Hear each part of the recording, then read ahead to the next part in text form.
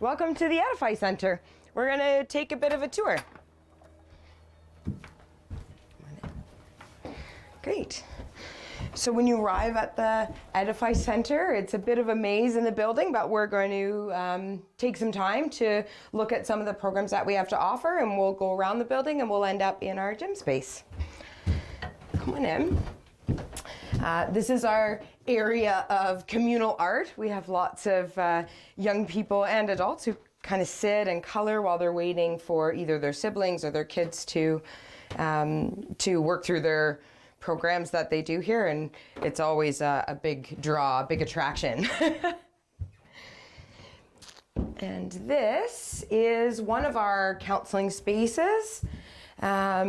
We built all of the spaces to be as comfortable as absolutely possible. We work really hard to make sure that it feels non-clinical here. And yeah, we spend a lot of time in this room actually. And this is what we call the classroom. It's also our common area. So often people will be sitting here. We always have comfy furniture and lots of opportunity. Usually the music is running as well. And when we do workshops, we turn this into a classroom. So we do mental health education workshops on a fairly regular basis, and we also do self-care workshops. So we do workshops around suicide intervention, suicide awareness, self-injury, very basics of mental health. And then we also do these really fun self-care therapeutic workshops. So we'll do things like paint nights, and we do a workshop called the Broken Bowl that has been very, very popular. We work through this process where we look at the concept of when someone is struggling, and we all try and work really hard to put ourselves back together, that we don't always put ourselves back together in the same way. And people absolutely love that workshop. And so you'll often see online our promotions around different workshops, so please feel free to come and join. This is what it looks like. And we haul out the tables and chairs, and it turns into a pretty nice space for that. This is what we call the fun house. It's actually our room where we do a lot of therapeutic art. It was deemed the fun house by one of our clients. We built it in our old space, and she came in and was quite excited that it looked the way it did, and she asked why we built her a fun house. So now that name has stuck, and now it's the fun house. This is our fun house. This is, we spend a lot of time doing therapeutic art with our clients. Our programs are really designed to work around person-centered counseling. So we do and talk about the things that our clients need to talk about. And we have clients of all ages. And so sometimes sitting and working on a project or working on some art can feel therapeutic for people, and it can feel much more relaxing when we're sitting in sessions. Yeah, this is our beautiful mural. One of our longtime clients and athletes did for us when we moved in. We're very excited about it, and everyone just absolutely loves it. She does artwork for us on a regular basis, which is kind of nice. And so in our space, we have a full kitchen, which we're very excited about here. That lets us, we feel like that's going to enable us to do some new programming and be able to do some things like cooking and baking and those types of things. And here at the center, there are always snacks and always coffee on, but people really appreciate that. It feels very comfortable and homey for them. We'll go that way. Only it's the washroom, but. And then we have 2 washrooms in our space, both gender neutral. We did what we could to make it look nice. But one of the things that people find maybe strange, but also really exciting, is if you come in and you stand right there and look at yourself in the mirror, all of these positive, you're seeing the reflection.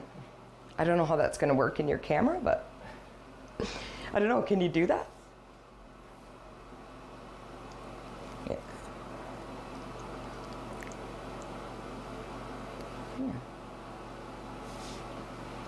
Awesome.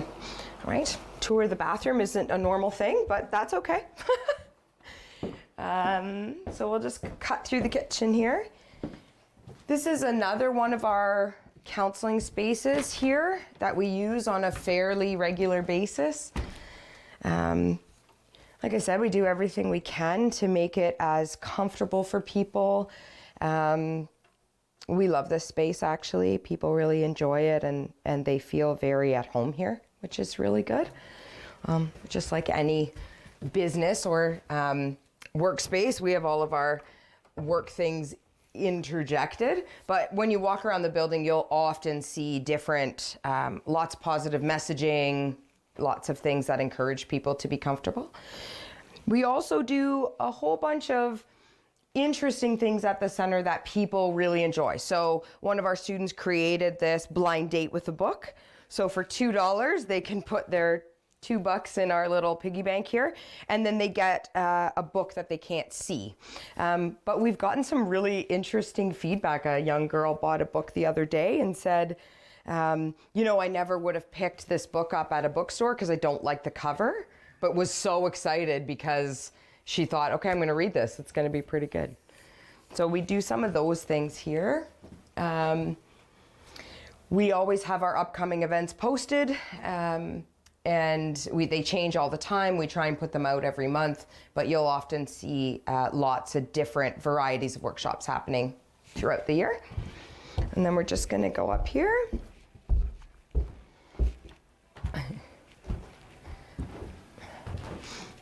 And here's another little initiative that the Take a Book, Leave a Book.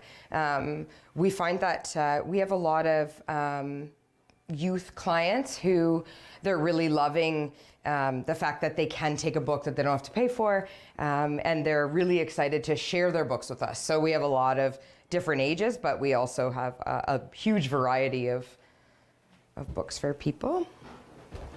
And this is our, what we call our merch area, I guess. We do everything we can to try and recoup some of our costs because we are not a not-for-profit organization. And all of the money that we raise through all of these pieces go to pay for programs that people can't afford to pay for. So we do everything we can to subsidize whenever we can. Everything we have available is generally fairly therapeutic. Obviously, people purchase water bottles all the time for the gym. We have our worry worms, which are made for us, and they're a really great little addition for people who are struggling with anxiety. All of our jewelry that we sell is all sensory and fidget jewelry, and it's all handmade. And so it can be really helpful. You would be surprised at how much a small bracelet that you can fidget with can be helpful. And our happiness jars have been depleted because we actually give them away quite a bit. But the happiness jar was designed so that we could, so that people can pull self-care ideas out of them every day and try and keep themselves on a really good track. We also sell all of our photography and artwork pretty much right off the wall, just to try, like I said, to subsidize some programs. And this is my office and another one of our counseling spaces here. We spend a lot of time in this room, but people seem to love it. It's very comfortable, functional, but very comfortable, and we spend a lot of time here. And I'm the only one who gets windows, which is kind of nice. And then we're just going to move through, and I'm going to pass you over to Brian, our coach, who's going to talk about our programs in the gym.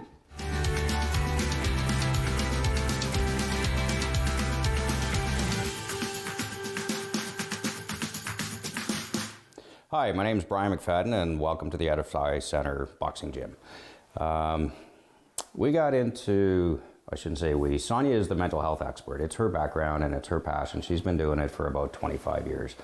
I love boxing. I know what it's done for me. And I've seen what it's done for other people, whether it's self-confidence, finding out things about yourself that you didn't know, achieving a physical aspect of yourself that you just don't really see produced from other sports.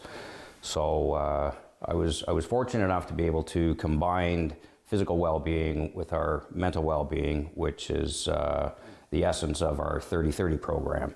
30-30 program was created just out of a thought as to how we could try to blend the two together. And it basically consists of 30 minutes of boxing and 30 minutes of counseling. Quite often, boxing, unless you're doing a full 1 hour boot camp, the 30 minutes is very focused on the individual. They're private sessions, one-on-one. And you get to maximize what you're looking at achieving in 30 minutes as opposed to the 1 hour. And after the athlete is finished boxing, they'll go and visit their counselor. And it's a 30-minute session, which really works well because quite often an hour can be a little bit too much for counseling and be a little bit overwhelming. And we find that the 30 minutes is working well for them right after they box. So they come in, they've got some anxiety and apprehension about being here and speaking to somebody and trying something new like boxing. Not everybody's tried it, and it's a hard sport to learn. But we get them in the gym, we give them some confidence, we show them a skill set they didn't realize they had, and it just helps kind of break down those little bits of defense that they have, and it lessens the anxiety, and it just makes for an easier conversation to have with their counselor. So they're much more relaxed and they're much more open to having a discussion with somebody about why they're here. I also run a women's empowerment class Tuesday, Wednesday, Thursday mornings from 9 till 10. It's a small group, and we get in and we get our gloves and wraps on and we run through a 1 hour boot camp, and it's a great way for the ladies to start their days. A lot of women find that they want to go to the gym, they want to try things, but they get into the gym and their anxiety's through the roof. It's just very overwhelming for them. So it's a nice, comforting, small group environment here. And the work is hard. I mean, we do put in hard work. We train just as hard as I've ever trained anybody else or myself. And then there's also the 30 minutes of just boxing only, which is good for an individual too. It's all ages. My youngest athlete is 6 years old. My oldest, I'm not going to say the name, but is well over 60 years old. And so it's for everybody, and they certainly do benefit from it. So we've got our speed bag up over here, and Bob, which is a great opponent for people to engage with because he doesn't hit back. And this is our double-ended bag. So these are used for eye-hand coordination. This isn't something that you hit very hard. It's just it's about timing, movement, head movement, just timing your punches, right? So it's a very gentle, methodical skill to learn. It's a difficult one to hit, but once you figure it out and relax and take your time, just like everything else in boxing, once you relax, things start coming together and working well. These are our heavy bags. This is my Rival Aqua bag from Rival Boxing Gear in Montreal. Russ Amber, world-renowned coach, trainer, and I love this bag. It's filled with water, and the reason we enjoy this bag and like to utilize it is when you're throwing uppercuts on a heavy bag, you can't really get into it. Hand pads, you can get into your uppercuts a little bit more, but this allows you to get up underneath your punches and really get the best effect out of your uppercut. And then this is our boxing ring. It's not a regulation size. It's about 5 feet smaller in diameter, but we're not training competitive athletes here, so this actually works absolutely perfect. I do have a local professional boxer, Josh Wagner, who's 15-0, the boss, and he comes in here and he trains as well. And there's everything in here that a professional or a beginner or intermediate, whatever level you need, everything is here that you need to utilize to get yourself in the shape that you need to get yourself into.